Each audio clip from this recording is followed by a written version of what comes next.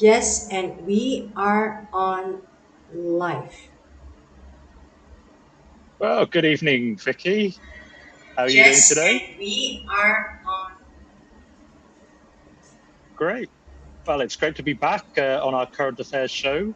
Um, Today, Vicky and Richard are going to be discussing a whole variety of current affairs, but over the course of our series, tonight we're going to be looking at one of the most topical issues in the news and current affairs at the moment, which is the war in Ukraine and how that's impacting the world around us. And really, uh, the key things that have uh, led up to this and how it's impacting not just the people of Ukraine in such a devastating way, but also Europe and the rest of the world. Um, I mean, Vicky, if I can just open up and ask you, uh, you know, what are your thoughts in terms of what's happening in the Ukraine, and how do you think this is going to change Europe and the UK in Yeah. the future? Thanks, Richard. Thank you. Just for the viewers and myself, both of us are on this show for the current affairs. I want to thank everyone. I want to thank Richard, who is one of our hosts for the show. He's a co-host here, and we are 9:14 p.m. Singapore time and 9 a.m. American Eastern Standard Time, and we're talking about the issue of Ukraine. And to start off, Richard, and we are already, I think, into the 56th day of the war, if I'm not wrong. The last time I looked at it, we were in the 56 days. When it first started 56 days ago, when I was looking at the horror of the pictures that came out at that time, and of course it escalates, right? The pictures. Um, when it first came out, the first few days, I have to tell you, I was just like weeping on my pillow at night because the pictures just, it just push onto your Facebook, onto YouTube. The news is everywhere, and being someone who has never been to the war myself, but this is going to be the first time you face war in my generation or your generation. We're not talking about Afghanistan or the Middle Eastern wars. We're talking about something that is pertinent, is close to us because we are having this war on social media. If you were talking about Iraq or Afghanistan or Sudan, or even Libya, that was even like 10 years ago, we are not so much driven by social media at that time. I mean, I'm talking about myself. These information, it is not pushed to the front of your eyes. You don't look at it when you are trying to sleep. But now, when you are sleeping, when you're in the dark, you're at your pillow, when you look at it and it kind of pushes to you in front of you, and you look at it when everything is dark, it hits you. And it hits you between the eyes. It sounds cliched, but it really hit you between the eyes because it's a war driven not only by the main media, it is a war. Informations that are driven by the ground. People who are on the ground from the Ukraine or from Europeans. They are sending information. They're talking to their friends. They are sending information through Instagram, Facebook, and they're having this kind of conversation online with the commentators to tell them that, hey, I'm doing this. The bomb is coming. This is what I'm hearing. It's like 20 kilometers away, and they're going on live. And you're talking about the media is driven from the people, from the ground. And I think it's more real than ever. You don't feel disconnected.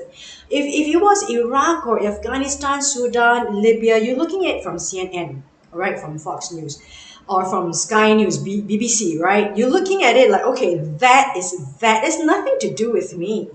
But when you're looking at people talking about their lives and they're talking about the bombs, they're hearing it, and they go live, really, literally, they're going live streaming saying that it's coming. Absolutely.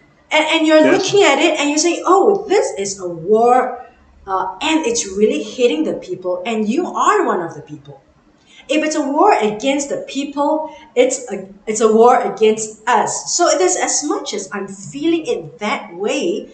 And on top of that, that many layers of images that come, you see children, you see mothers, you see old people not being able to leave. You see the struggles between young people wanting to leave, but then not leaving the old people.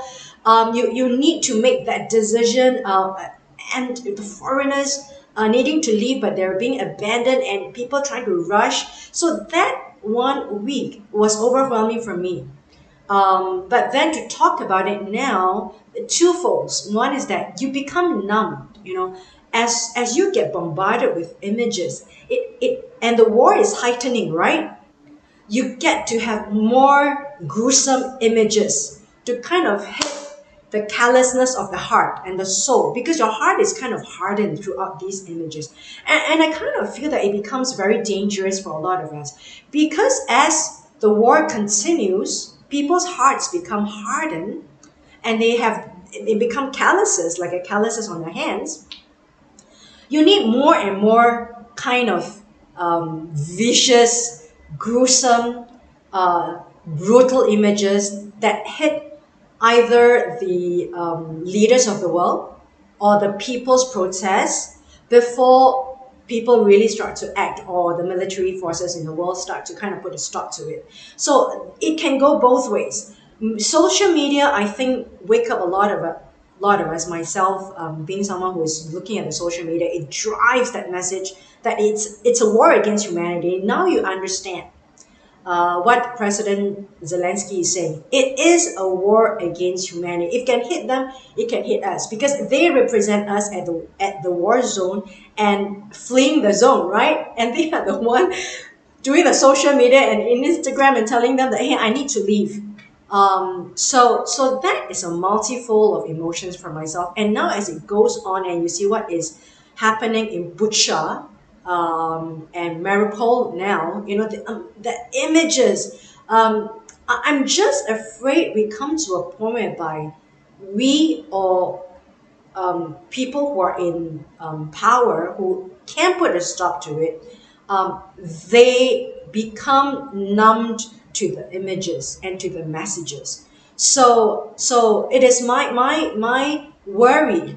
It can go both ways, because of it's going both ways. As you can see today, Russia is saying that they are threatening nuclear, and that's what I'm trying to say. It's heightening, and you become you become more immune to that, and the enemy says, "I'm going to heighten my message." So I think there's a real risk to that, Richard. Thanks for that question, and that's a mouthful. Sure. Richard. Well, we're from very different backgrounds. I'm from Oxford, England, and Yeah. I was raised at a time, Yeah. through the 70s and 80s, during the height of the Cold War, and living in, Europe with an iron curtain splitting Europe down the middle, and the constant concern about nuclear arms race and the building up of nuclear weapons. And Russia was always perceived as the enemy, and if there was a world war, it was going to be rockets being backward and forward between the US and NATO Yeah. and Russia. Over time, it looked like the world was going through a phase where the Iron Curtain fell, the Eastern Europe bloc countries um, Yeah. became independent, the Russian, USSR Federation, not disintegrated, but obviously lost a lot of the countries and territories that it was having power over. So I'm curious that from an Asian person's perspective, raised up in this part of the world, in Singapore, Mm. how do Asians perceive this threat of and threats that have been made at times about the nuclear uh, capabilities of Russia, and whether they feel that, is this a genuine threat? Is it a veiled threat? What's your emotions and concerns just regarding the kind of rhetoric that's been bounced around, Yeah. even in today's two news? two two facets to that question, and that I can answer. To the everyday people, people around me, my neighbors, I would think that having this news about the threat that Russia is posing now, today's news that they say that the threat is real. They're not just war mongering, right? They're in the middle of a war, right? And to the people around me, I would think that people still feel disconnected on the ground. I don't hear any of my friends being worried, but I would think that people are. I would think that people are worried, or people will be worried if it hits their lifestyle or it hits their pocket. Inflation, right? If you're talking about nuclear war, because a lot of us in this part of the world, like myself, I have not been through the war. My grandparents have, even my parents have. My dad has passed, but they don't talk about the war during the Japanese occupation. It's not so much in our history books. Your children are studying in the Singapore schools, but the effects of the war and the war itself, the history of the war in this part of the world is not emphasized, because I think we want to move beyond the past. We want to move forward to building the economy, lifting poverty, bringing people up, and going through this phase of nation building, economic building. I don't think people are sensitive to news like that. Particularly, many people are still feeling that this is a European war. Right, therefore your perspective is important. However, I would like to bring in that aspect is the fallout from this war right now is inflation. Not only it is impacting on food, it is impacting on logistics. Just give the viewers a little bit of background. I studied economics. This is like a supply push um, inflation. Inflation occurs in many different ways. Inflation, if the war doesn't start, inflation happens because there's too much government drawdown and too much government borrowings during the pandemic. Everyone was digging into the debt, right? The debt has increased. So it is a fallout from the pandemic. And now with the doubling down of the war, because of the supply of food in Ukraine, and because of logistical the food supply, and also restriction on Russian gas, it gave a multiplying effect, like a domino effect, along every touch point of the supply chain. So you've got someone who needs to ship from Russia or Europe through the Suez Canal in Egypt and all the way to Singapore through the Indian Ocean via Singapore, and then ship whatever goods you have, be it European goods to be it food, luxury goods, manufacturing, B2B goods. You need to ship it to Asia and ship it to America. At every touch point, everyone is feeling the pinch because it's a domino effect. So we being at the end of it as retailers and the consumers, we are the one reaping. And I mean, I should say that it is just like a big gulp of Coca-Cola you're trying to drink down, and you're kind of being drowned in this inflation because we are at the end of it. So the people who feel it most are consumers, because they're being pushed. So the supply is being pushed to the consumers. So my concern is that this is just the start of inflation phenomenon, and it's just the tip of the iceberg. We can't even foresee what's going to happen 2022 and then 2023, which the news have said in 2023. That's when we will feel the full impact from government borrowings. I'm talking about global government borrowings during the pandemic. Now, with the effect of supply chain restriction due to oil, and due to Russian exports of food, like what you talk about, wheat, for example, it's going to escalate. So we will see the whole domino effect, the full effect of it, probably in 2023. But you could feel it if you and your wife goes to do your grocery shopping. Everything has gone Sure. double fold in the grocery shops. And my podcaster friends in America, they're saying that the chicken has gone threefolds. So it's not just in Singapore. So it is the Sure. restaurant owners who are feeling it. And Yeah. everyone Well, and it's being pushed to us, of course, as consumers. absolutely. I mean, you mentioned earlier that maybe some Asians feel that this is a European war, but as you say, Yeah, the knock-on economic and yeah, social impact yeah, affect everybody around the globe.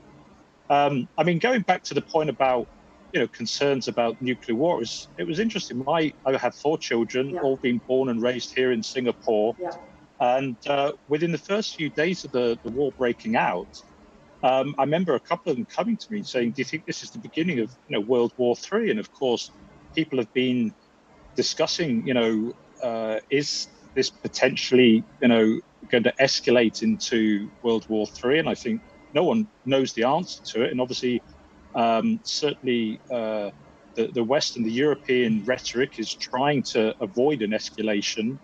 But I'm curious, how do you think that this can potentially end?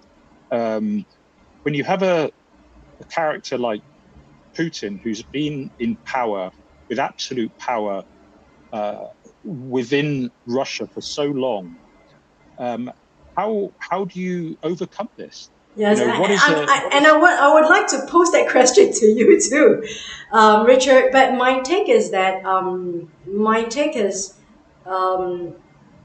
just as a person who's just observing the news. I'm not no expert, no geopolitical analyst, but I do know that if the pandemic hit us in 2020 and the whole world shut down, it just means that anything could happen. And if you look at what has happened with Chernobyl, right? I was really, really young then, but I read the news then. And after that, of course, they built this 20-meter thick wall, okay, around Chernobyl like a dome. If you look at the YouTube videos, and the whole place in Ukraine, I should say that is the northeast part of Ukraine where Chernobyl is. Unfortunately, I mean, the whole place is devastated. Nothing can grow, and it is still emitting radiation right now. And the Russian army has gone in. If you look at the news a couple of weeks yeah back, they were bypassing Chernobyl. Um, and and if you look at what has happened in Chernobyl, which is a nuclear power station. And if they do, I'm not sure the difference between a nuclear power station. Are they using fission or fusion science? Because I did study science a little bit. I'm not sure what technology Russia has, but I do know that it's good. It can flatten a big part of the earth. So, but I'm not thinking that this may not happen. I think a lot of people still feel that it doesn't happen because we're in a pandemic. We're talking about food prices. We're talking about putting food on the table. We're talking about people losing their jobs. Companies are trying to open their doors again post pandemic. They are just trying to survive the onslaught after another of a huge, I should say a biochemical warfare from the virus. I think people are reeling from this big phenomenon of a biochemical warfare in inverted commas that I say. So I don't think a lot of people are concerned about it in this part of the world about a nuclear threat. But if according to the Bible, what it says, there's going to be war, there's going to be pestilences, plagues, and that's the sign of the end times. So I don't know for sure what's going to happen, but I always fall back on what the Bible says. The Bible do say when you hear of rumors of earthquakes, rumors of war, and and pestilences and plagues, and when everything happens together, that's the real signal of the end times. And I'm not saying that it's too far. The thing is that I'm not a pessimist, Richard. I'm a realist. I'm a realist. And because we are business people, right? You factor in this risk into your business. When you want to invest in some place, like if I'm going to invest in Europe, in UK, or in Paris, that is a big factor. I'm thinking about what do the people there think in Europe, in UK, in Paris, in Germany, and Germany is not saying anything right now to Russia because they are using 60% of the gas. 60% of the gas is going to Europe. So I don't know what's going to happen, but according to my faith, my Bible, anything can happen, and God allows that because it has to fulfill prophecies in the Bible, and that's my take on it, Sure. Richard. Yeah. Yeah. Interesting. As I mentioned earlier, I think having been brought up in an era during that Cold War period, that there was always that worry as a child that would something spark off World War III? Now, the Bay of Pigs incident back in, I think it was 1963, was before I was born, but I remember my parents saying that was the closest they ever remember to it escalating, where planes were up in the air, ships were, going across the ocean carrying nuclear weapons. And so I remember there was always that sort of grey cloud hanging in the background of, could this happen? And so I think for people that have been brought up in Europe during that time, during the Iron Curtain, it is something that we've kind of had to live Yeah. with, and Yeah. it has been a real reality of daily life. Of is there some political situation that could flare up that could trigger the Third World War and a nuclear war? But ultimately, it's like the biggest game of poker, isn't it? Because the whole idea of having nuclear weapons is the deterrent that you don't strike me, because if you do, I'll strike back, and everybody loses. Yeah. And so my concern, I think, with any kind of dictator is that how does a dictator get removed from power? And if we look in history, how have dictators lost power? Well, it's usually by one of two ways, and I'm not a historian, but just looking at what's happened in the past, it's usually the people revolt and a revolution occurs, or the dictator either dies of natural causes, Or or assassination. basically, or killed, or Yeah. you look at Hitler, you look at Stalin, you look at Yeah. Marcos in the Philippines. Yeah. It's usually the people power that create a revolution to remove the person in power, um, or the person is killed through war activities, or possibly, I think Stalin died eventually of a heart attack. So when you look at someone like Putin and you think, well, this guy's been in power how many years now? 20+ years, Yeah. and has built up his cronies. They appear to be handpicked to be yes men, to do what he wants and to probably protect uh, each other. And it kind of, my worry is that either Putin gets pushed into a corner where he thinks he's going to be ousted from power from a revolution or from his own generals taking over, and tries to go out guns blazing, or somehow he's removed in power in a way whereby he can't get his hands on nuclear weapons, and that the people or his generals or whatever do eventually come together to bring him out of power. Yeah. Otherwise, the danger of a dictator is that over time, as you've basically garnered more and more power, is that you have ultimate power and you're not accountable. Yeah, no one is checking you. So And Richard, if you read the news yesterday and today, the Minister of Defense of UK, I'm not quite sure if you're looking at the latest news, he is in favor of arming Ukraine to attack Russia. to send missiles over to Russia, from being in a defensive mode to an attacking mode. Because it's seeing that Russia is losing its ground, and that's why Russia is threatening with nuclear right now. But and also the other news that Finland and Sweden, um, they are Applying for joining NATO. NATO. Yes. They're applying. They wish to Tell apply for NATO. yeah, yeah. Tell us about your understanding of this part of that geopolitical situation. Well, it's really quite ironical because probably the main thing that I understand that has triggered Putin to invade Ukraine is that Ukraine was considering to join NATO, Mm, and Ukraine is right on the Russian doorstep. It's got such close ties and links to Russia over the years, and it was just one push too far from NATO in terms of creating an additional threat on their doorstep. And if one takes the view that part of the rationale of Russia going into Ukraine was to nullify the ability for Ukraine to join NATO, really the result is that these other nations that have been neutral, such as mm, Finland and Sweden, are now yeah, feeling very insecure yeah.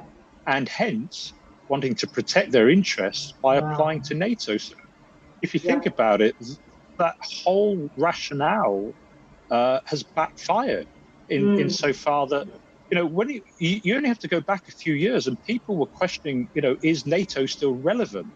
mm, Is there a need for NATO?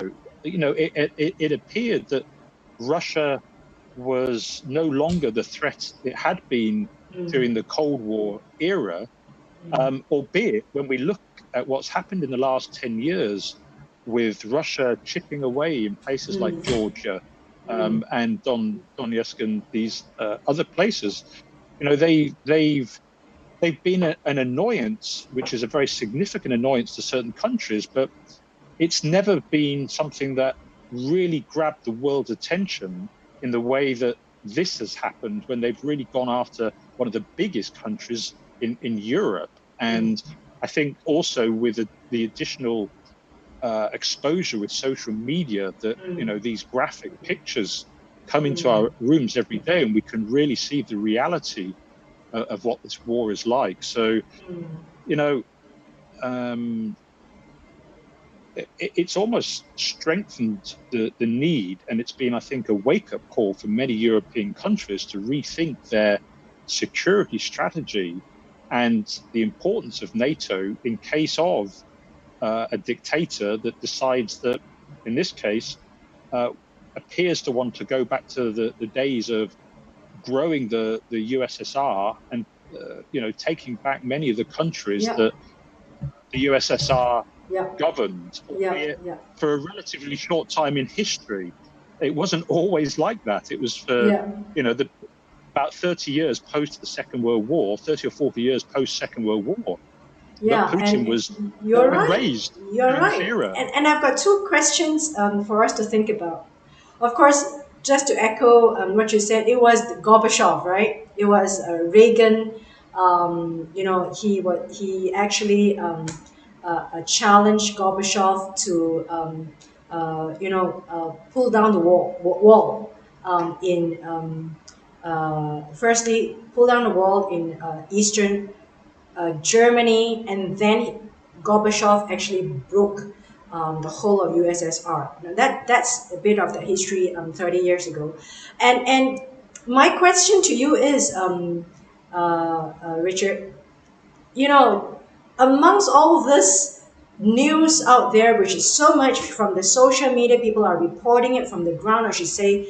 Um, people are I mean, a lot of the news, I should say, I don't call it news, a lot of these current affairs are driven by the social media, by the people. It's no more by CNN or Sky News or Fox News or BBC anymore, because you see like hundreds and hundreds of people that I see on Facebook. They are posting pictures, making their commentaries about their situation within Ukraine. But there, amongst all this news, you've got Donald Trump that comes in to say, if he had been in power still, this would not have happened because he wanted to be friends with everyone, including Putin. Well, and his agenda was that we should focus on building economies of the world and giving third world countries and giving poverty a chance, including North Korea.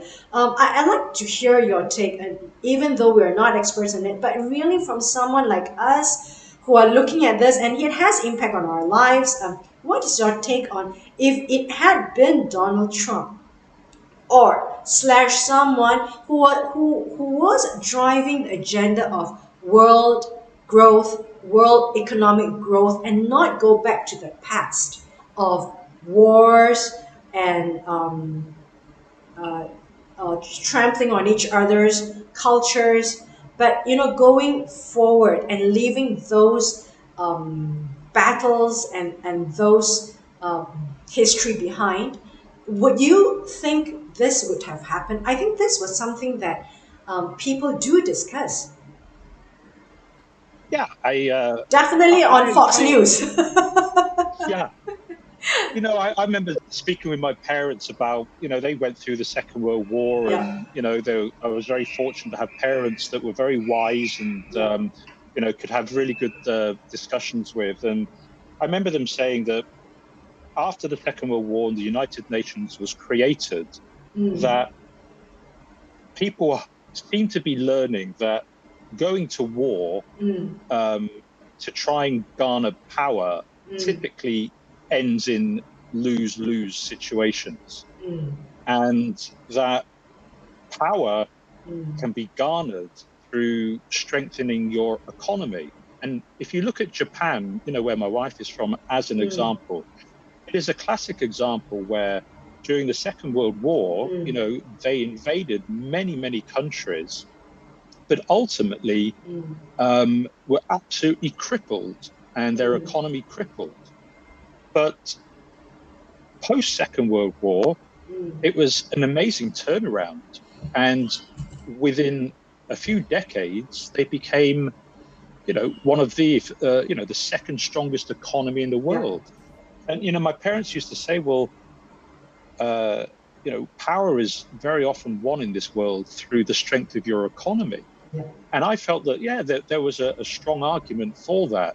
And so on one side, when it comes to Trump, who was, definitely pro growth business economics, you could argue to say that, yeah, that's a great approach to take, Mm, that wars are won in the economy rather than going literally to war, where people's lives are ruined and people are killed and economies are destroyed.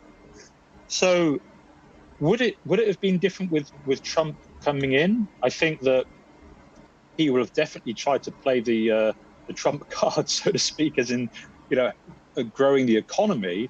I just wonder whether he would have had the diplomatic skills to be able to navigate all the different things that you know you have to try and negotiate when you've got a dictator who's got completely different thoughts. And sometimes I wonder whether Trump, likes to uh, have these meetings with world leaders because it makes him look good as opposed to actually getting any results. And when we look at some of the meetings that happened, yes, he seemed to try to give the impression of a good relationship with Putin. But here in Singapore, he met up with the leader of North Korea and nothing banged the came out of drums to that. say that bang the drums that he was going to be the savior to try and de-escalate the nuclear arms in North Korea. But I think it was more of a show for both Mm, those leaders than actually any political substance behind it. So that's my concern. It's my personal view that you know I think Trump, yeah, is somebody who wants to grow the economy and grow the business, but how much substance lies behind it is a big yeah, question mark. yeah, but And to follow up on what you just said, isn't that with every politician? They all try, or they just try to put on a show. I don't know. I've never been a politician, but I think they do try to a certain extent, and after that, it's all about the internal politics. But I would think that, but I do totally agree with what your mom said, your parents said. Like, if we could all just focus on economics and win the war through economics. It's like whoever is the richest win the war. I don't know, but I kind of want to ask you also because you've got this question here. Okay, the question is, um, when this war started, now that we're talking about Ukraine, right? Do you think it started with the objective, like we talked about earlier, to stop Ukraine from joining NATO, and then now the it has kind of changed its narrative. Well, I was listening to BBC earlier this week. It was Hard Talk, and the guy was Yep. interviewing one of the oligarchs who Mm. has been banned. What's the word? Sanctioned. From Russia. Not such as sanctions. He's I can't remember the word. Anyway, he can no longer live in Russia. He's been banned from Mm. Russia, and Exiled. he's exiled. That's the word. Thank you. And he's been very outspoken against Putin and this war and the repercussions of this war. But he said something that was very insightful because he knows Putin personally. I think a lot of people wonder, what's going on in Putin's head. And he was saying that in his opinion, the Western leaders feel that Putin is at war against Ukraine, and the argument partly is to do with the fact that Ukraine was thinking about joining NATO and the repercussions of that. But the oligarchs went on to say that, in his opinion, the war is not just with Ukraine. It has already started With the in Western world. Putin's mind. Yeah. He is at war already with the West in his mind and with NATO. It is a concern that NATO is growing and being more of a perceived threat to Putin, which pushed him to the point of attacking, or at least his justification, partly to attack Ukraine. And so that's a very different mindset. If his belief is that Putin's mindset is that he is now already at war with Ukraine, the Western world, and NATO, the argument then is, well, are we going to try to solve this war so that it doesn't go beyond the borders of Ukraine? Or is it that, we make the wrong decisions and it does escalate into a wider war across Europe, into NATO countries? Because when it does escalate into that is a real concern of, could it escalate into nuclear war where there's all sides lose? It's just, does Putin go out with guns blazing though? Yep, I've got two questions. What are your friends in Europe or in UK talking about? Number one, and how does this affect the direction of your business? Well, again, as I mentioned earlier, I think people that have been raised in Europe and, the British people, even though my generation didn't live through the Second World War, we had parents that had, we used to watch old war films, showing some of the famous stories, whether it's the Normandy landings, many, many sort of films reinforcing what happened during the times of the Second World War. So it was something I was very aware of as a young child. And I think that, my friends and family back in the UK are acutely aware of the potential threat and the escalation.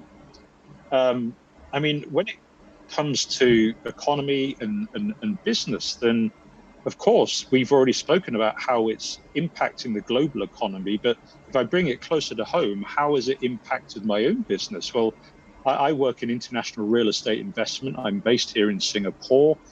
Many of my clients are based here in Asia.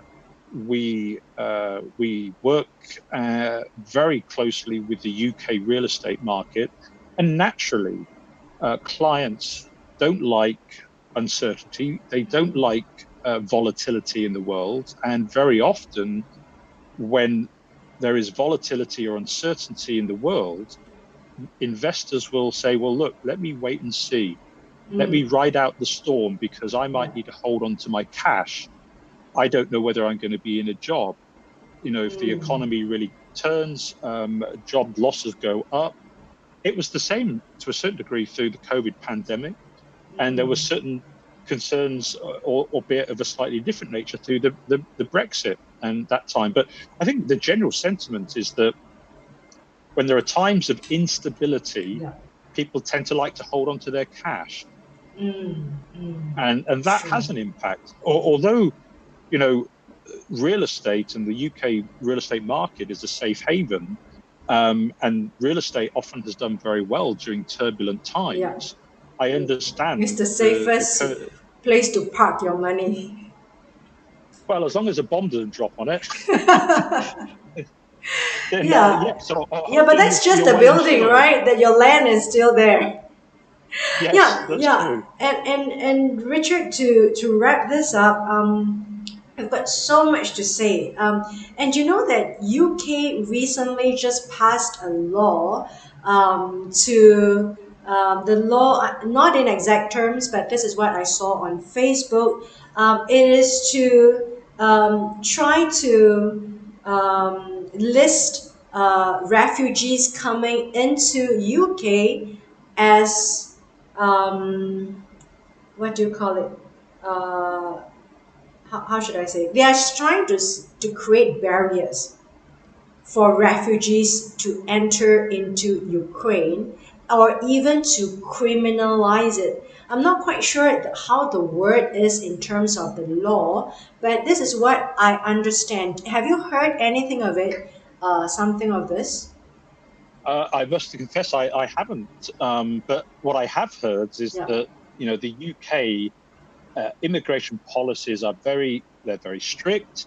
yeah. The processes are very slow and laborious, Mm, and it's extremely frustrating and somewhat embarrassing as a Brit to mm, see that a country that has gone through, you know, two world wars and knows the hardship of wars cannot improve and speed up its mm, immigration policy when mm. there is an absolute urgent need for it. And I take my hat off to some of these countries neighboring Ukraine, particularly the likes of Poland that Yeah, have absorbed millions yeah, of refugees in such a short space of time.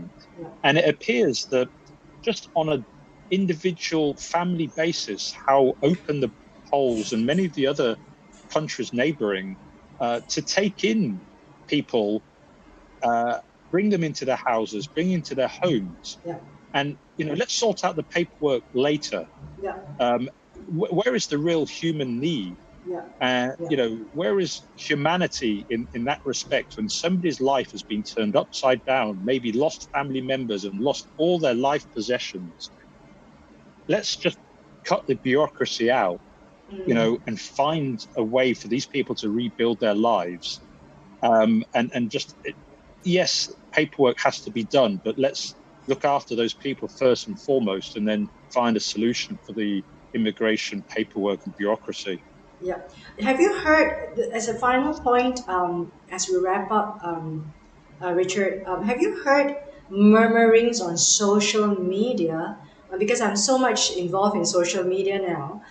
Have you heard that people are commenting online on Facebook, particularly, that there is so much focus on the refugees of Ukraine because they're white or they're Christians, as opposed to Syrians or Africans or Middle Eastern Yep. situations as they tried to flee the war X number of years ago. Have you heard about that? And is it the first time I'm surfacing this to you? You're obviously more connected in social media than I am, but as soon as you say it, I get what you're saying. Yeah. I think maybe some of the differences here is that Ukrainians, a lot of them have family in Europe. They have Mm. families even in the USA and other parts of the world, and many of them have those connections, which does certainly help in times of stress.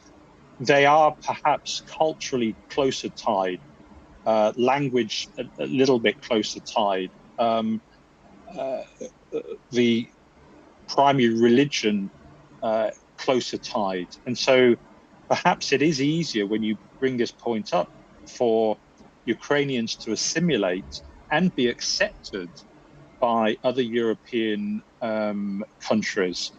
Whereas when you mention, the likes of Syria and some of these other countries where the culture can be very, very different, it brings up the kind of conversations we were having in our current affairs yesterday about people's prejudices, their ability to assimilate and to, integrate with people that are from different backgrounds and cultures. And I think, yes, you bring up a very valid point that perhaps with Ukrainians, it is a little easier to integrate into a European country because of perhaps closer ties with the various things we've Yeah. mentioned Yeah. And compared with yeah. some of the Yeah, and countries in the Middle East. I wanted to take this opportunity to address this because we are in the social media world and there's a lot of murmurings, and not only that, there are also murmurings to say why isn't anyone paying that much attention to us, like in the Middle East when they were having the war, when they were in Syria or when they were in Iraq, or even Afghanistan? Why weren't the world listening? Why is the world listening to Ukrainians right now? And I wanted to address that so much, and I thought that this is an apt occasion for us to talk about this with your address. Yes, number one, you're talking about Europeans with Europeans. They are your closest neighbors, right? You open the door, they are just Yeah. there. So I want to address this particularly to people who are murmuring in the world right now on social media. Why are they perceived, or why are Ukrainian refugees perceived as readily welcomed into the European world because of the fact of proximity? To me, it's just next door, right? That's where they can Mm. run to. And the fact that, of course, if you're in the Middle East, there's a lot of murmurings, a lot of people who are anonymous, commenting, why isn't the West listening to us? Why isn't the rest of the world watching us and giving us pity or giving us help when we most needed it? I think it's really because, number one, proximity of geography, proximity of culture, like what we just talked about. And also, I think in those times, about even like 10 years ago, the social, I should say, news like that wasn't driven by the social media. It was driven by the Rupert Murdochs of the world. You're talking about news that is driven by the big fours, right? BBC, Sky News, America, CNN, owned by in the past Ted Turner, and then you've got Fox News is also the owner of both Sky News and Fox News, Rupert Murdoch, the Australian, right? So it is about some of the biggest media companies that own this, and they are Europeans. So I'm just wanting to be independent because I'm Singaporean and I'm in this part of the world, not involved in it. But I just want to say that it is by proximity, geography, or culture, and also the media at that time was driven by the big money making machines, and they're owned by these people, right? But however, with the onslaught of technology and social media, If the war in Middle East is happening now, I think the phenomenon would be the same. Everyone will be sitting up at night looking at the pictures and the news being sent by the ground or from the ground. So I don't think there is discrimination or prejudice in that sense. I just think that the times have changed because of the democratization of the media. It's in the hands of the people. So I wanted to address that also. That just came to my mind. I think if anything, I hope that it doesn't happen. I pray to God that no wars will start again. But if there's any wars that start, be it in Taiwan, Korea, Japan, in South China Sea, I think it's gonna be driven by people. It's gonna be a different kind of reporting as compared to what we had in the past years.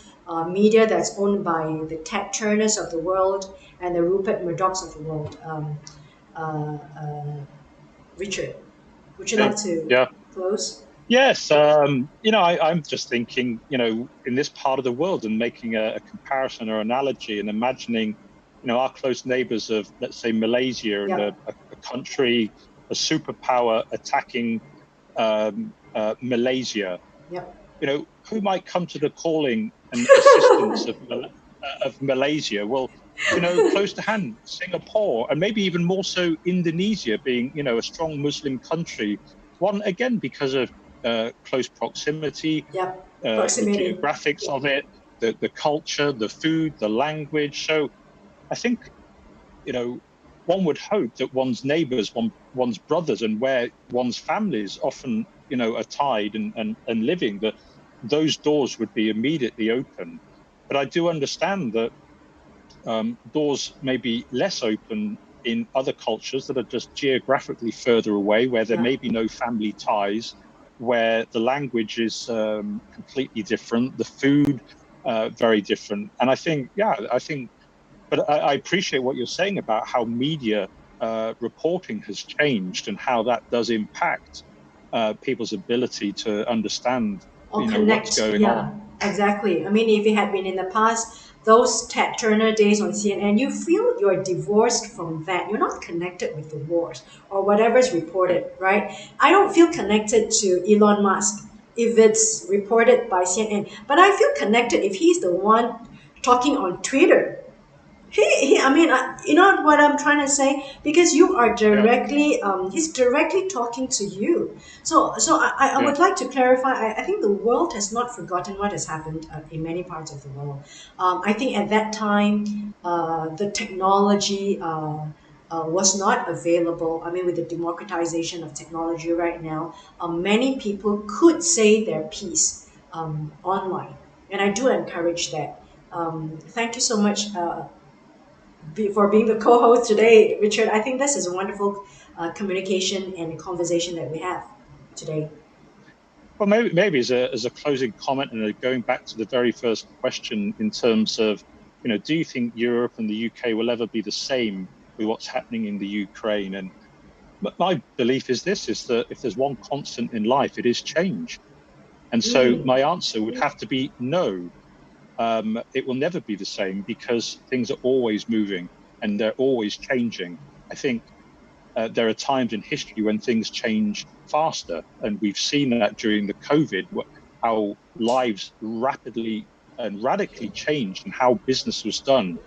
So ultimately, I think that Europe will never be the same. I hope that we learn lessons from this, we become wiser for it. Unfortunately, history tends to show that as generations pass, we make the same mistakes. Hence mm, why countries go to war. But that initial question is it will change. It will change Europe and it will change perspectives and people's mm, thinking. It may be doing some soul searching, some reevaluating, but the answer is yes. Europe will change because of what's happening in the Ukraine at the moment. And hopefully this can end as soon as possible. And if so, let's all be wiser to it and see how we can, unify the world as opposed to having this perception of like the Iron Curtain. It's us and them. Well, it's we. mm. It's we We as a would humanity that live on this definitely. this globe And Definitely. rather than having this protectionism of borders and feeling that threats and so on, is that, to live in unity and ultimately to live in love. And there's no greater way to live than that, is there? Yeah. Thank you so much, Richard. Would you like to say goodbye? Okay. All righty. Well, thank you very much for tuning in for our current affairs today. I hope that between Viki and I, you've got some perspectives on our backgrounds and how that's shaped our thoughts and views on this current affairs of how the Ukraine war is impacting the world.